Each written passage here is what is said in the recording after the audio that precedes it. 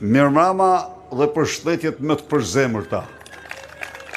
Mirënjohje pa mposhtur të qendresës ndaj një regjimi që vjedh, varfron, poshtron, përzën nga Shqipëria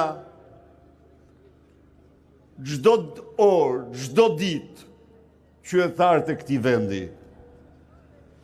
Nuk ka vendim më fisnik, nuk ka ideal më të lartë se sa betejë kundër këtij regjimi, kundër kësaj të keqe që ka ngërthyer trupin e Shqipërisë. Dhe një përshëndetje të veçantë për ata 10 mijëra protestues që shtruan 20 shkurtin e 2026-ës në kryengritjen paqësore më të fuqishme që ka njohur Shqipëria pas 20 shkurtit të vitit 91. 20 shkurti 2026 ishte dita e triumfit tuaj. Ishte dita e triumfit të idealeve demokratike, dita e triumfit të guximit qytetar, dita e triumfit të përgjegjësisë së qytetarëve shqiptar ndaj vendit tyre, ndaj kombit tyre. Ishte dita në cilën Tirana e tërë ishte në dorë të qytetarëve, dita që të merroj këtë klik, këtë organizat kriminale të kryesuar nga Edi Rama, e cila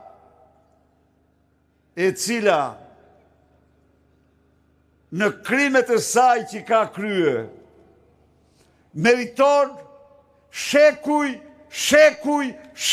burg dhe dënime. Miqtë e mi, sot në komisionin e mandateve Faqezi Manja i thot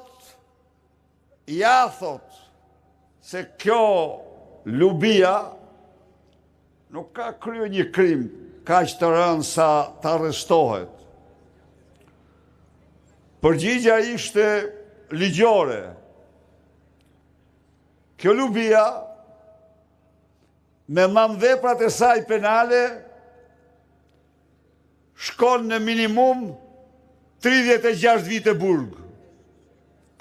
Por ju garantoj këtu se ato manvepra nuk janë më shumë se 1/10 e krimeve të Lubis, të Edi Ramës dhe të kriminalëve tjerë në qeveri. Një mik më thoshte sot, doktor,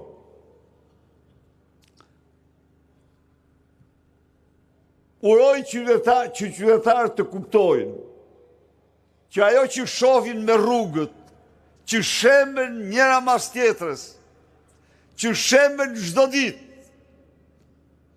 që shemben sa po ndërtuara, që shemben si të shem rruga Dragoshtun Prenjas, vetëm nga gryerja e lumit dhe prishja e bazamentit, që ka 3 ditë që ka izoluar të gjithë juglindjen e vendit. Kjo shembje është e njëjtë në shtetësi, është dhe shumë herë me dhimbshme në shtetësi, sepse në shtetësi janë jetë njerëzish që ikim, janë jetë burrash, grash, të rish, që shuhen për shkak të mungesës mjekimeve, për shkak të ilaçeve pa efekt, për shkak të vjedhjes së parave, të ilaçeve për të smurt, për shkak se duhet paguajnë qimet e kokës për të marrë shërbimin shtetësor. Nuk them se ishte në një nivel të përsosur shtetësia më parë, por disa gjëra janë të pamohueshme, disa gjëra janë të pakundërshtueshme. Shqiptarët pagunin vërtet dhe atëherë nga xhepi, por pagunin 30% të asaj që shpenzonin për shtetin e tyre. 70% e kishin nga shteti. Sot paguajnë 60% nga xhepi. Sot paguajnë më shumë se të gjithë qytetarët tjerë në Europë. Por, përsëri, ndryshimi është i madh. Ilaçet i mirnin të njëjta me ato që mirnin vendet anëtare të Bashkimit Evropian. Në tokën shqiptare, në trullin shqiptar nuk tregtohej kur ilaç që nuk shitej në 2 vende anëtare të Bashkimit Evropian. Sot ilaçet janë nushi, doshi, nushi.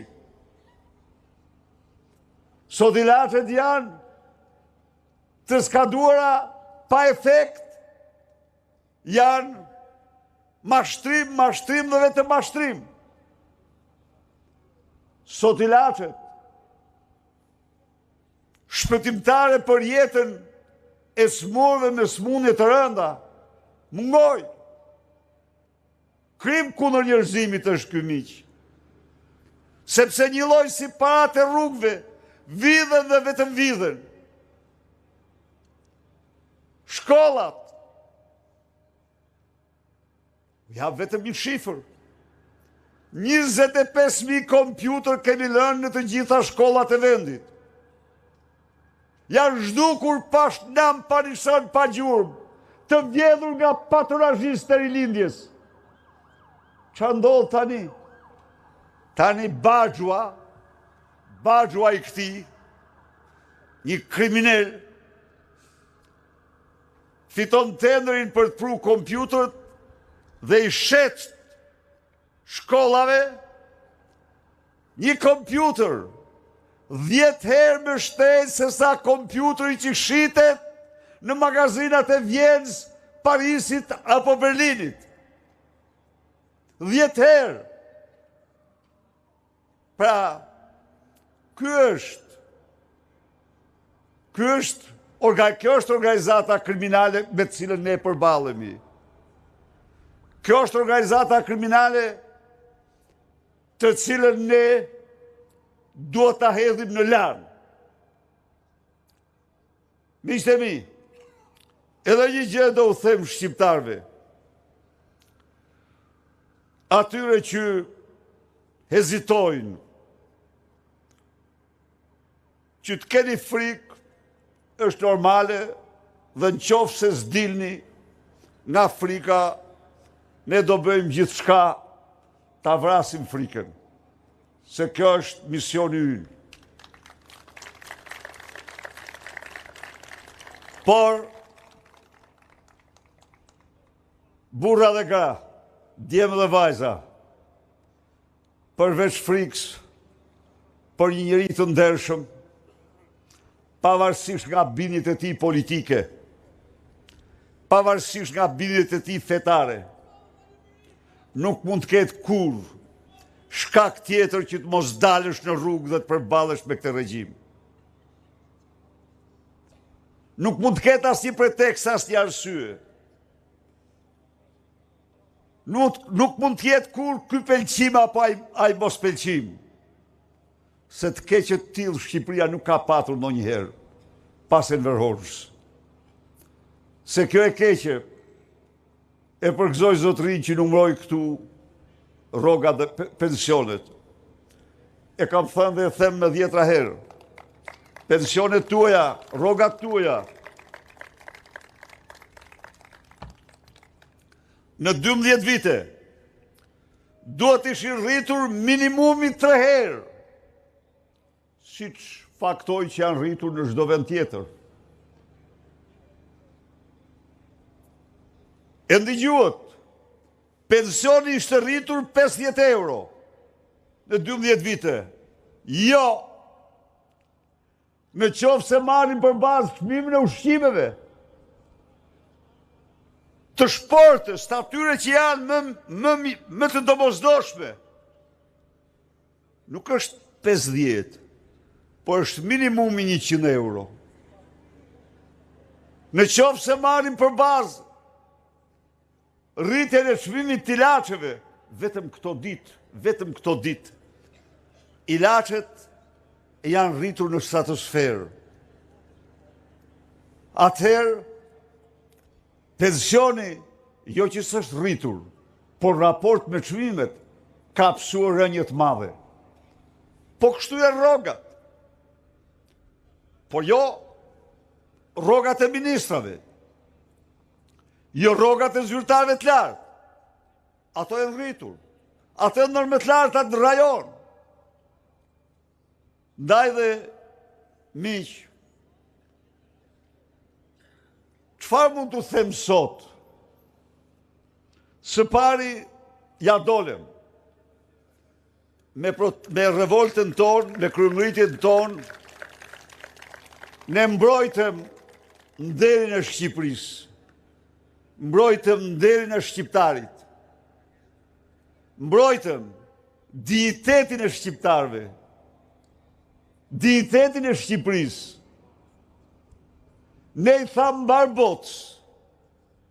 Vërtet, kemi një kryeministër super hajdut, që përdor të gjithë pushtetin për të mbrojtur zëvendësen e tij vjedhës, hajdute. Por këta nuk janë shqiptarët. Shqiptarët janë ata që mbushin rrugë dhe sheshet, shqiptarët janë ata që do t'i rrëzojnë.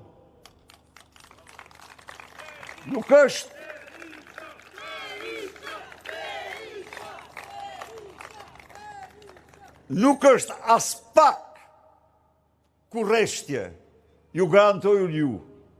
Nuk është as pak krahasi fakti që kryengritja jonë paqësore transmetohet në mënyrë të rrëfeshme në mbar botën. Transmetohet në mënyrë të fuqishme. Ipet me dashamirë